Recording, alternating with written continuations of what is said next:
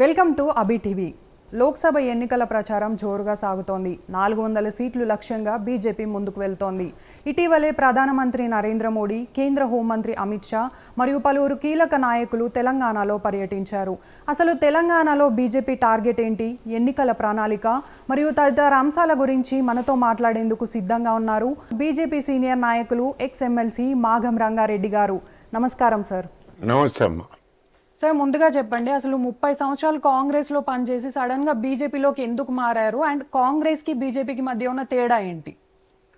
నేను 30 సంవత్సరాలు కాంగ్రెస్ పార్టీలో పనిచేసినప్పుడు కాంగ్రెస్ పార్టీలో ఏ నిర్ణయాలైనా విధానపరమైన నిర్ణయాలు, క్యారెక్టర్ ఉన్న లీడర్లు, ఇంకోటి ఐడియాలజికల్ బేసిక్ ఐడియాలజీ పాలిటిక్స్ నడిచేయి. అమ్మ, ఈ మధ్యకాలంలో లాస్ట్ స్పెషల్లీ ఒక రాహుల్ గాంధీ నాయకత్వం ఎప్పుడైతే వచ్చిందో అసలు ఐడియాలజీ పాలిటిక్స్ కన్నా అసలు పార్టీ నిర్మాణం గురించి కానీ కార్యకర్తల గురించి కానీ ఒక అవగాహన లేకుండా పాలిటిక్స్ చేసే విధానం వచ్చింది. అయితే సరే, ఇప్పుడు అన్ని సంవత్సరాలు ఆ సంస్థలో పనిచేసి ఇవాళ ఓవర్ నైట్లో అది బాగాలేదనటం కూడా ధర్మం కాదు. కారణాలు ఏదైనప్పటికీ కూడా అది నాకు నచ్చిన విధంగా పార్టీ మాత్రం ముందుకు పోవట్లేదు.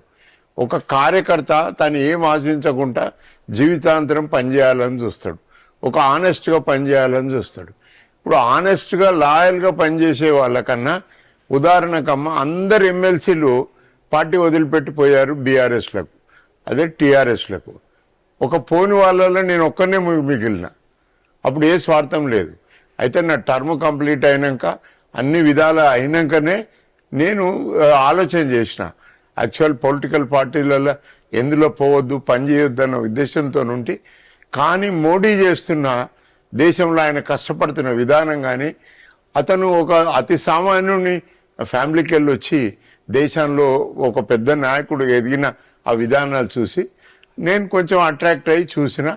యువకులు దేశంలో 40% నుంచి 70% వరకు ఆయన ఐడియాలజీ కానీ అతను చేసే విధానాలను గురించి ఆకర్షితులైనరు.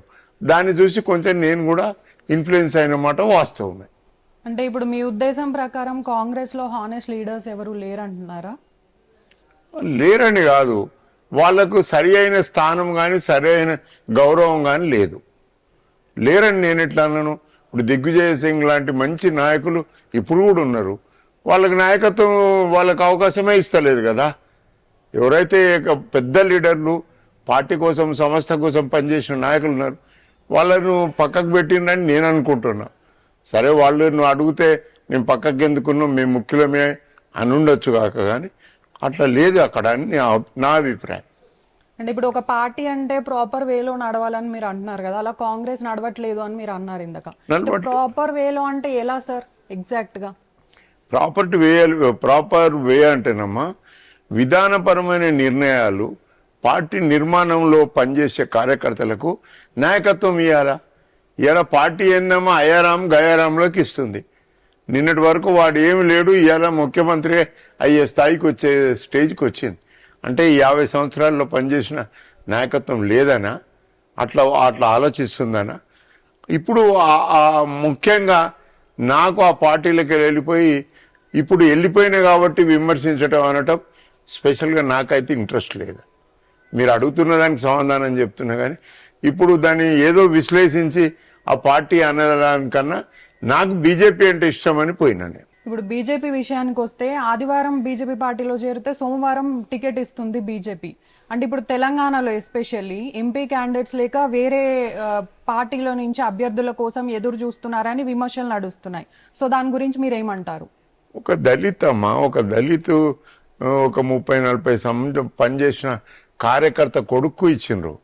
ఇంకొకటి ఒక బ్యాక్వర్డ్ క్లాసు అనే జైరాబాదులో ఒక బ్యాక్వర్డ్ క్లాసు 2 టర్ములు పనిచేసిన కార్యకర్తకి ఇచ్చినాం. ఎవరిని పడితే వాళ్ళని ఏం తీసుకోవట్లేదు కదా పార్టీలో తీయంగానే కాదు, వాళ్ళు చాలా 6 నెలలు సంవత్సరం నుంచి మా పార్టీలోకి వస్తామని ప్రయత్నం చేస్తూనే ఉండరు. కాకపోతే ఎలక్షన్ సీజన్ రావటం మూలాన ఇక మేము తీసుకోవాల్సిన పరిస్థితి వస్తుంది. రాత్రి జాయిన్ అయ్యండి అని మీరు అంటున్నారు. నేను మీడియేషన్ చేసిన దాంట్లో ఇప్పుడు మీరు కావాలంటే అడగొచ్చు, మీరు రాములు గారిని అడగొచ్చు. కనీసం నేను 9 నెలల నుంచి వారితో మాట్లాడుతూ ఉన్నాను, చాలా విషయాలు మాట్లాడుతూ ఎందుకు బీజేపీకి రావాలని కూడా చెప్పినాడు. అట్లాంటి వాళ్ళని తీసుకుంటున్నాం, ఎవరిని పడితే వాళ్ళని తీసుకో. అట్లా అంటే చాలామంది వస్తారు మా పార్టీలకు. ఇప్పుడు దేశమంతా ఇతర పార్టీల నేతలు వచ్చి బీజేపీలో చేరుతుంటే తెలంగాణలో మాత్రం సిచ్యువేషన్ రివర్స్గా ఉంది సార్. ఏంటి అంటే బీజేపీ నుంచి వలసలు వేరే పార్టీలోకి వెళ్ళిపోతున్నారు. అది బీజేపీ వైఫల్యం అని అనుకోవచ్చా? బీజేపీలో నుంచి వెళ్ళిన వాళ్ళు చాలా తక్కువ మంది అమ్మా. అది వైఫల్యం కాదు, వాళ్ళకు ఓవర్ నైట్లో ఆశించిన విధంగా ఇక్కడ పొలిటికల్ పవర్ ఇయ్యరు. మీరు ఉదాహరణకు చూడండి, ఒక కిషన్ రెడ్డి ఒక గోడలకు పెయింటింగ్ రాసి నుంచి ఇవాళ దేశానికి పెద్ద లీడర్ కాగండు. ఒక లక్ష్మణ్ చూడండి, ఒక బండి సంజయ్ గారిని చూడండి. అట్లా ఉండే నాయకులే ఉంటారు, కానీ ఇట్లా వచ్చేటోళ్ళను పార్టీలో వచ్చినప్పటికి కూడా వాళ్ళకి అంత జల్దీ అవకాశం ఇస్తారని నేను అనుకోను. అన్లెస్ అతని గురించి కొంత ట్రాక్ రికార్డ్ స్టడీ చేసి పార్టీ తీసుకుంటుంది. రాజకీయాలంటే ఒక బాగా పాడైన రాజకీయాలల్లో కొంత మన దగ్గర కూడా కొంచెం మనం కూడా లిబరల్గా ఉంటే ఉండొచ్చు, కానీ పార్టీ మాత్రం ఎవరిని పడితే వాళ్ళని అడ్రస్ చేయదు నాకు తెలిసినంత వరకు. ఇప్పుడు మీరే చెప్తున్నారు కిషన్ రెడ్డి, బండి సంజయ్ గారు వీళ్ళందరూ సీనియర్ నాయకులు ఉన్నారని. సీనియర్లు కాదమ్మా, సామాన్యం నుంచి వచ్చిన వాళ్ళు వారు. సీనియారిటీ ఒకటే కాదు, సామాన్య కార్యకర్త నుంచి వచ్చిన వాళ్ళు వారు. కానీ ఆ సామాన్య కార్యకర్తల నుంచి వచ్చిన సీనియర్ లీడర్స్ ఇప్పుడు కిషన్ రెడ్డి గారు, బండి సంజయ్ గారు, అరవింద్ గారు అండ్ ఈటెల రాజేందర్ గారు, వీరి మధ్య అండర్స్టాండింగ్ లేదు అని చెప్పి మీ పార్టీలోనే విమర్శలు వస్తున్నాయి. సో దీన్ని మీరేమంటారు? అట్లా అనుకుంటే మేమే ఒక ఛానల్ పెట్టుకొని మా డబ్బా మేము కొట్టుకోవాలి. ఎందుకోసం అంటే అది ఇప్పుడు వాళ్ళు ఒక పార్టీలో 30 సంవత్సరాలు 40 సంవత్సరాలు పనిచేసిన వాళ్ళకు ఒకరికొకరికి ఎట్లుండదమ్మా మంచి రిలేషన్. అది బయట ఏదైతే జరుగుతున్నది వేరే పొలిటికల్ పార్టీస్లో దాన్ని మనకు ఎగ్జాంపుల్గా వాడుతుర్రు. మీలాంటి యాంకర్లే గసంటి క్వశ్చన్లు వేస్తుర్రు. అక్కడ ఏం లేదు, నేను ఆ పార్టీలో సంవత్సరం అయింది చేరి అట్లాంటిది ఏం లేదు. ఆ పార్టీలంతా అన్నదమ్ముల లెక్కనే ఉంటారు, దాన్ని మీడియా కోసం చేస్తారు. అక్కడ మాకు ఏం పవరే లేదు, అక్కడ పవరే రాలేదు. ఇంకా వాళ్ళకు మిస్అండర్స్టాండింగ్ రావడానికి ఏముందని వస్తుంది, అట్లా లేదు. కాకపోతే అక్కడ మంచి నాయకత్వం ఉంది. ఫ్యూచర్లో తెలంగాణలో నా అనుభవం మీద చెప్తున్నా బీజేపీకే పై చేయి ఉంటుంది. అంటే ఇప్పుడు ఆ విమర్శలు అపోజిషన్ పార్టీ నుంచి వస్తే అనుకోవచ్చు సార్, అది మేబీ వాళ్ళు ఏదో క్రియేట్ చేశారు అని చెప్పి, కానీ మీ పార్టీలో నుంచే వస్తున్నాయి కదా అమ్మ. ఇప్పుడు ఒక పార్టీలకు వెళ్ళి ఏదన్నా ఒకరు పార్టీ నుంచి బయటకు వచ్చిందనుకో, అది పెద్దగా సీరియస్ తీసుకుంటే అది పొలిటికల్ వర్కర్గా అనిపించుకోదాం. మా పార్టీలో ఎవరు అట్లా మాట్లాడేటోళ్ళు లేరు. అట్లా మాట్లాడేటోళ్ళను పెద్దగా పార్టీ ఎంకరేజ్ కూడా చేయదు. ఏదో ఇవాళ ఏం దొరుకుతుందని ఆశపడి వచ్చి మళ్ళీ ఏం దొరకకపోతే అక్కడ అవతల పోయేటోళ్ళు కొంతమంది ఉంటే ఉండొచ్చు. దాన్ని కూడా ఫ్యూచర్లో బాగా సెన్సార్ చేసి తీసుకుంటారు. ఇప్పుడు బీజేపీతో పొత్తు కోసం కేసీఆర్ ప్రయత్నించారని తెలంగాణ బీజేపీ నేతలు చెప్తున్నారు సార్. కానీ మేము అసలు ఎవరితోనూ పొత్తుకు సిద్ధంగా లేమని చెప్పి బీఆర్ఎస్ అంటుంది. ఇందులో ఏది నిజం? అమ్మా ఇంకా ఏం చేయమంటామమ్మా, బండి సంజయ్ గారు చెప్పుల దాకా పోయిండు. వాకు బీజేపీకి బీఆర్ఎస్కు సంబంధం లేదని. ఇప్పుడు కవితని మీరే చూస్తుంది, ఆమె జైలు కటకటాల నుండి ఇప్పుడు అన్నీ చేస్తుంది. బీజేపీ భారతదేశంలో ఈ భూమి పుట్టినప్పటి నుంచి ఇంత పెద్ద కరప్షన్ చేసిన పొలిటికల్ పార్టీ ఏదైనా ఉంటే అది బీఆర్ఎస్ఏ. ఆ బీఆర్ఎస్తో ఎందుకు పెట్టుకుంటారమ్మా? అసలు మొన్న ఎలక్షన్లలో బీఆర్ఎస్కు వ్యతిరేకంగానే ప్రజలు వేసారు. ఐడియాలజీ జుల్లే ఏమి జుల్లే బీఆర్ఎస్ను ఎట్లన్నా చేసి బొంద పెట్టాలనే ఉద్దేశంతోనే చేసిండ్రు. దాంట్లో మేము కొంచెం టెక్నికల్గా స్ట్రాటజికల్గా కొంచెం మేము వెనుకబడ్డామాట వాస్తవమే. కానీ బీజేపీ అట్లాంటి వాళ్ళతో పెట్టుకుంటుందని నేను అనుకోను, ఏ పరిస్థితిలో కూడా పెట్టుకోదు. అందులో రోజు మా నాయకులు తిట్టనే వాటి ఇంకేం చేస్తే ప్రజలు నమ్ముతారో మీలాంటి రిపోర్టర్లు నమ్ముతారు. ఇంకా అంతకన్నా ఎక్కువ నేను చెప్పదలుచుకోను. చెప్పులదాకా మాట్లాడడానికి ఇంకేం చెప్పమంటావమ్మా? ఇంకా వేరే భాష అయితే నాకు రాదు, నేను చెప్పలేను. సో ఒకవేళ ఫ్యూచర్లో బీఆర్ఎస్ మళ్ళీ బీజేపీతో పొత్తు కలుస్తానా, మీరు మాత్రం యాంటీగానే ఉంటాను అంటున్నారా? దానికి అసలు కలవనే కలవదమ్మా. అసలు బీఆర్ఎస్ అన్నది ఈ ఎలక్షన్ల తర్వాత ఉంటుందని అయితే నేను అనుకుంటలేను. తెలంగాణలో అయితే ఉండదు, ఇంకేదైనా దేశంలో పెట్టుకుంటాను, తెలంగాణలో అయితే ఉండదు. సో ఇప్పుడు మల్లారెడ్డి తెలంగాణ కాంగ్రెస్ నేతల్ని కలవకుండా బెంగళూరు వెళ్ళి డీకే శివకుమార్తో భేటీ అయ్యారు కదా, సో దానిపైన బీజేపీ కామెంట్ ఏంటి సార్? అమ్మ పొలిటికల్ పార్టీలు స్ట్రాటజికల్గా వాళ్ళకి ఎక్కడ లాభం అయితే అక్కడ పోయి కలుస్తారు. అందులో తప్పేముంది? మల్లారెడ్డి చేసిన తప్పేంది? పొలిటికల్ పార్టీస్లో వేరే పార్టీలు ఎట్లా మనకు లాభం అవుతుందో అటు పోయి కలుస్తారు. కలిస్తే తప్పేం లేదు. అంటే తెలంగాణలో కలవకుండా బెంగళూరులో కలవడం తప్పు కాదంటారా? శివకుమార్ గారు ఒక సీనియర్ లీడరు, 30-40 సంవత్సరాలు సిన్సియర్గా పార్టీ వర్కర్గా నుంచి ఒక నాయకునికి ఎదిగిండు. డెఫినెట్లీ ఆయనకు సే ఉంటుంది పార్టీలో కాబట్టి కలిసి ఉంటాడు. ఇప్పుడు అలాంటి ఎక్స్పీరియన్స్ కలిగిన లీడర్స్ ఎవరు తెలంగాణ కాంగ్రెస్లో లేరంటున్నారా మీరు? లేరని కాదమ్మా, ఉన్నా కానీ వాళ్ళకి ఏదో రూపంగా పరిచయం ఉండొచ్చు, లేకపోతే ఇంకో పార్టీయే డైరెక్షన్ ఇవ్వచ్చు వారితో మాట్లాడమని. అది నేను తెలుసుకుంది ఓవర్ నైట్లో చెప్పమంటే ఎట్లా చెప్తాను? సో ఇప్పుడు రేవంత్ రెడ్డి ప్రభుత్వం 100 రోజుల పాలనపై మీ ఉద్దేశం ఏంటి సార్? మీ కామెంట్ ఏంటి? అంటే ఇప్పుడే ఓవర్ నైట్ నేను వ్యక్తిగతంగా నేను అది విమర్శించనమ్మా. చాలామంది పొలిటికల్ పార్టీలు అతన్ని రాంగానే విమర్శించుడు, స్పెషల్లీ బీఆర్ఎస్ అతను అదేమైంది ఇదేమైంది, ఆడ వర్షం పడకపోతే రేవంత్ రెడ్డి ఎందుకు ఇస్తలేడు అట్లా మాట్లాడడం తప్పు. డెఫినెట్లీ అతనికి ఒక 6 months ఛాన్స్ ఇచ్చినాకనే పొలిటికల్ స్టేట్మెంట్ ఇస్తే మంచిది. తప్పకుండా ఒక యువకుడు కాబట్టి ప్రయత్నం చేస్తాడేమని నేను అనుకుంటున్నా. వాళ్ళకి చేయకపోతే ఇక అంతకన్నా ఎక్కువ దురదృష్టం ఏముండదు. కానీ ఒక పార్టీ కానీ ఎవరికైనా కానీ ఒక నాయకుడిని కొంచెం టైం ఇవ్వాల్సిన బాధ్యత పొలిటికల్ పార్టీస్లో ఉంది. సరే, మా పార్టీలో కూడా కొంత మంది విమర్శిస్తున్నారు, దాన్ని నేనేం తప్పు పడుతున్నాను. వాళ్ళ వ్యక్తిగతంగా పార్టీ వాళ్ళకు సీనియర్స్ కాబట్టి మాట్లాడుతున్నాము. నేను అట్లాంటి మాటలు మాట్లాడలేను. నేను కూడా 30-35 సంవత్సరాల నుంచి ఫుల్ టైం పొలిటికల్ వర్కర్ ఉన్నా కాబట్టి కొంచెం అవకాశం ఇవ్వాల్సిన బాధ్యత పొలిటికల్ పార్టీస్కి ఉన్నదని నేను అనుకుంటాను. ఏదైనా సమస్యలు వచ్చినప్పుడు, ఏదైనా క్లైమాటికల్ ప్రాబ్లం వచ్చినప్పుడు అపోజిషన్స్ దాని మీద ఓటింగ్ ఎట్లా ఆ పార్టీని ఎట్లా వీక్ చేయాలన్న దానికన్నా ఆ సమస్యను అందరు కలిసి అడ్రస్ చేస్తే ఇంకా మంచిగా పోతుందని నా ఉద్దేశం. నిన్న ఓనగండ్ల వారిన పడి రైతులకు చాలా నష్టం జరిగిన మాట వాస్తవమే. దాన్ని సీఎం దృష్టికి ఒక మెమరాండం దృష్టిగా కానీ పర్సనల్గా పోయి సమస్యలను పోయి కలిసి చెప్తే ఇంకా బాగుంటుంది. ఏమైనా బాధాలు నిలబడి తిట్టడం, అది ఆ 3 నెలలు అయితే పడిపోతుంది, 6 నెలలు అయితే ఇది పడిపోతుంది అంటే అట్లా మాట్లాడటం అంత మంచి పద్ధతి కాదు. అది ఇప్పుడు ఏం పెద్ద పొలిటికల్ పార్టీస్ లాభం కూడా ఏముంటుందని నేను అనుకోవట్లేదు.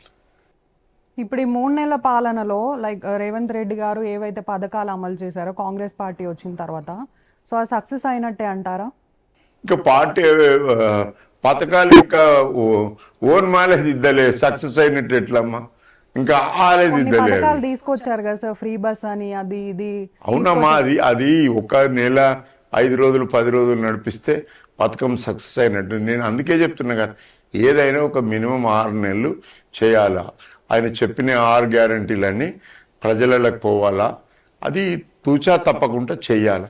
చేయనప్పుడు ప్రజల పక్షాన్ని నిలబడి ఇంకా మెరుగైన విధానాలు ప్రజలకు చెప్పి చేయాలన్నదే పొలిటికల్ పార్టీస్ ఆలోచించాలి.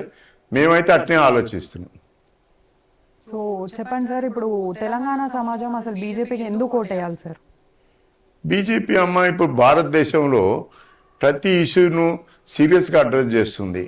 ప్రపంచంలో ఆర్థిక విధానాలలో మన దేశం ఇవాళ నంబర్ 1 రావడానికి ప్రయత్నం చేస్తుంది. ఇప్పుడు 5వ స్థానంలో 6వ స్థానం ఉన్నది. ఇంకోటి ఇంకా చాలా సమస్యలపైన అడ్రస్ చేస్తుంది. ఉదాహరణకు తెలంగాణలో కూడా ఫ్యూచర్లో దగ్గర 70 లక్షల మందికి సొంతంగా ప్లాట్లు ఇచ్చి ఇల్లు కట్టించే ప్రపోజల్ కూడా వాళ్ళు ఆలోచిస్తున్నారు. ప్రతి నిరుద్యోగకు ఈక్విటీ సెక్యూరిటీ ఇచ్చి వాళ్ళకి ఇండస్ట్రీస్లో సహకరించాలని కొత్త ప్లాన్లు చేస్తున్నారు. ఇంకొకటి ఏంటంటే మెడికల్ 90% ఇంక్లూడింగ్ 10 ఎకరాలు ఉండే రైతులకు కూడా వారు చేయాలన్న ఉద్దేశంతో స్టేట్ ఆలోచిస్తుంది. ఇటువంటి మంచి పథకాలు చేస్తున్నారు కాబట్టి డెఫినెట్లీ దానికి సెంట్రల్ గవర్నమెంట్ స్టేట్ గవర్నమెంట్ ఉండటంలా ఇంకా ఎక్కువ అడ్వాంటేజ్ ఉంటుంది. ఇక్కడ నిరుద్యోగులకు ఇంకా ఎక్కువ అవకాశాలు వస్తాయి కాబట్టి బీజేపీ రావటం చాలా మంచిదని నా ఉద్దేశం. సో సో వేరే స్టేట్స్కి ఈక్వల్గా బీజేపీ ఇప్పుడు తెలంగాణలో ఒకవేళ వస్తే కరెక్ట్ అంటారా మీరు? వేరే స్టేట్గా ఈక్వలెంట్ ఏంటి? అంటే ఇప్పుడు వేరే స్టేట్స్లో బీజేపీకి మంచి సపోర్ట్ ఉంది, తెలంగాణలో అలా లేదు కదా. సో ఇప్పుడు తెలంగాణలో వస్తే అది మంచి జరిగే ఛాన్స్ ఉంటుందంటారా బీజేపీ? డెఫినెట్లీ అమ్మా. ఒక సెంట్రల్ గవర్నమెంట్ మనకు అడ్వాంటేజ్ ఉంటే చాలా అడ్వాంటేజ్. ఇప్పుడు పసుపు బోర్డు ఒక 50 ఏళ్ళు ఎవరు తేలేకపోయారు కదా. ఇవాళ 20,000 రూపాయలు అయింది పసుపు బోర్డు, పసుపు. అదేవిధంగా ఇంకా ఎన్నో ఇష్యూస్ను అడ్రస్ చేయొచ్చు. ఎడ్యుకేషన్ అడ్రస్ చేయొచ్చు, మెడికల్ అడ్రస్ చేయొచ్చు, చాలా విషయాలు చేయొచ్చు సెంట్రల్ గవర్నమెంట్ ఉంటే. ప్రతి పౌరుడు కుటుంబానికి మంచి ఇల్లు ఇవ్వచ్చు, మెడికల్ బ్యాకప్ ఇవ్వచ్చు. Definitely central government state government ఉంటే అడ్వాంటేజెస్ ఎక్కువ ఉంటుందని నా అభిప్రాయం. సో ఇప్పుడు తెలంగాణలో ఎన్ని సీట్స్ గెలుస్తామని అనుకుంటున్నారు సార్ మీరు? 10 నుంచి 14 వరకు డెఫినెట్లీ టైట్గా ఫైట్ ఉంటుంది. 10 అయితే డెఫినెట్లీ క్రాస్ అవుతాం. ఇప్పుడు 400 సీట్లు గెలుస్తామని ప్రధాని మోడీ అంటున్నారు, అసలు ఆ ధీమా ఏంటి? అరే నేషనల్ ఇవాళ రేపు టెక్నాలజీ ఎంత ఇంప్రూవ్ అయిందమ్మా. ఇప్పుడు ఇక్కడికి వచ్చి నా దగ్గరకు వచ్చి నువ్వు ఇంటర్వ్యూ చేస్తున్నావు. ఒకప్పుడు పోయి స్టూడియోలో పోయి కూర్చొని ఇంటర్వ్యూలు చేస్తున్నావు. సర్వేలు చేస్తే చెప్తాయి కదమ్మా, స్టేట్ రికార్డులు చెప్తాయి, ఎన్నో సంస్థలు చెప్తాయి.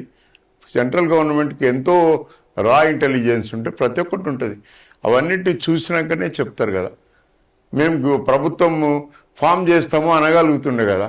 అట్లా అంటలేడు. 400 అంటుండంటే అన్ని సర్వేలు అడ్వాంటేజ్ ఉన్నాయి కాబట్టి అట్లా. ఇంతకుముందు కూడా సర్వేలు అన్నీ ఇప్పుడు మధ్యలో 3 రాష్ట్రాలు గెలవటానికి కూడా అదే కదా. ఏ రాష్ట్రంలో కూడా మనం బీజేపీ నిలబడ్డదంటే గెలిచినట్టు ఉన్నది కదా. అవన్నీ సర్వేలను చూసి చెప్తున్నాడు. డెఫినెట్లీ 400 పైన వస్తాయని ప్రతి ఒక్కరు చెప్తున్నారు. డెఫినెట్లీ రావచ్చు. సార్ ఇప్పుడు ఒక తెలంగాణ బిడ్డగా 30 సంవత్సరాలు పొలిటికల్ కెరియర్ కలిగిన వ్యక్తిగా మీరు తెలంగాణ ప్రజలకు ఏం చెప్తారు సార్? నిజంగా కూడా తెలంగాణ ప్రజలకు ఇప్పుడు ఒక ఉదాహరణకు చెప్తామా. ఇవాళ 40 లక్షల మంది యువకులకు ఉద్యోగాలు రావాలంటే ఓవర్ నైట్లో ఇవ్వచ్చు. ఎట్లా ఇవ్వచ్చు అంటే స్టేట్ అంటే ప్రభుత్వం ఈక్విటీ సెక్యూరిటీ. ఉదాహరణకు ఇప్పుడు ఆ కెమెరామెన్ ఉన్నాడు, ఆ కెమెరా ఆయన కొనుక్కోవాలంటే 10 లక్షలు అవుతుంది, 20 లక్షలు అవుతుంది. ఆ 20 లక్షలకు ఏదో ఆయన మార్జిన్ మనీ ఈక్విటీ అంటే మార్జిన్ మనీ కట్టేది ప్లస్ లోను స్టేట్ గవర్నమెంటే ఇస్తే నిరుద్యోగులకు అది ఈక్విటీ సెక్యూరిటీ ఇవ్వగలిగినప్పుడు ఆ 40 లక్షల మంది ఓవర్ నైట్లో మనం అడ్రస్ చేయగలుగుతాం. ఉదాహరణకు కాళేశ్వరంలో 2 లక్షల కోట్లు ట్రాన్సాక్షన్ జరిగింది. తెలంగాణ పౌరునికి ఎవరికి ఒక గంప పార కూడా లేదు, ఒక లారీ లేదు, ఒక ఎక్స్కవేటర్ లేదు, ఒక వాటర్ క్యాన్, ఒక వాటర్ మోటార్ లేదు, ఏది కూడా లేదు కదా. అదే నిరుద్యోగులకు మనం ఈక్విటీ సెక్యూరిటీ ఇవ్వగలిగితే ఈ సమస్య ఈక్వల్గా పోతుంది. ప్లస్ మన ఫ్యామిలీస్లో మెడికల్ ఒక 25 lakhs వరకు ఎక్కడ ఏ హాస్పిటల్లో చూపించుకున్నా ఓ 10 ఎకరాల రైతుతో సహా అతి సామాన్యాన్ని అడ్రస్ చేయాల్సింది అవసరం ఉంది. ఇవాళ సేవింగ్స్ లేవు. ఒకప్పుడు ఏదైనా ఎమర్జెన్సీ వస్తే మన తాన డబ్బు ఉంటుంది, ఇప్పుడు సేవింగ్స్ లేవు. అందరికీ ఈఎంఐలు అవి ఇవి సమస్యలున్నాయి. అందుకే స్టేట్ అడ్రస్ చేస్తే బాగుంటుంది. ఇంకొకటి మేజర్గా మనం చేయాల్సింది ఏంటంటే కేజీ టు పీజీ అంటే కేజీ టు పీజీ అన్నది బోర్డ్ స్లోగన్ అయింది. కాకపోతే చదువుకున్న ప్రతి విద్యార్థికి ఫీజు రియంబర్స్మెంట్ ఇవ్వటం చాలా ధర్మం. అది ఫ్యూచర్లో రావాలి. విత్ ఇన్ ద పార్టీలో కూడా నేను దానికోసం చాలా ప్రయత్నం చేస్తున్నాం. అది స్పెషల్లీ తెలంగాణకు అవసరం. ఏ స్కూల్లోనైనా చదవండి, ఫీజు రియంబర్స్మెంట్ ఇవ్వాల్సిన బాధ్యత ఉంది. ఇంకొకటి మహిళలకు మహిళా వృత్తి కింద 3,000 రూపాయలు ఇవ్వాలి. ఎందుకోసం అంటే దగ్గర ఇవాళ 20-30 వేల కోట్ల రూపాయలు లిక్కర్ మీద వస్తుంది. మళ్ళీ అదే అందులో 3,000 ఇస్తే మహిళ తన కుటుంబానికి ఖర్చు పెట్టి నడుపుతుంది. అసలు చిన్న సోషల్ ఎకనామిక్స్ చేయాల్సిన అవసరం తెలంగాణకు ఉంది. తప్పకుండా మేము పార్టీని కూడా కన్విన్స్ చేసి అవి వచ్చేటట్టు చూస్తాం. సో ఇప్పుడు మీరు ఇతర పార్టీలకు ఏదైనా చెప్పాలంటే డైరెక్ట్గా ఏం చెప్తారు సార్? ఇతర పార్టీలు చేసిన పాపాలని కడుక్కుంటాకనే ఇప్పుడు మళ్ళీ వచ్చేటట్టు కూడా లేవు. స్పెషల్గా బీఆర్ఎస్ లాంటివి వాళ్ళకి ఇప్పుడు చెప్తే వినే ధ్యాసలు లేరు. వాళ్ళు పెట్టుబడి లాభం కింద ఎదిగిపోయినాయి. అది వ్యాపార సంస్థల కింద మారినాయి. అవేమో అపోజిషన్ పార్టీలు కావు. ఇంకేదైనా పొలిటికల్ పార్టీస్ కొత్తగా వచ్చి పనిచేస్తే డెఫినెట్లీ వాళ్ళతో కలిసి పనిచేయాలి. చూశారు కదండి, ఈరోజు బీజేపీ సీనియర్ నాయకులు మాగం రంగారెడ్డి గారితో జరిగిన స్పెషల్ ఇంటర్వ్యూ. మళ్ళీ మరొక ఇంటర్వ్యూతో మళ్ళీ కలుద్దాం. నమస్కారం.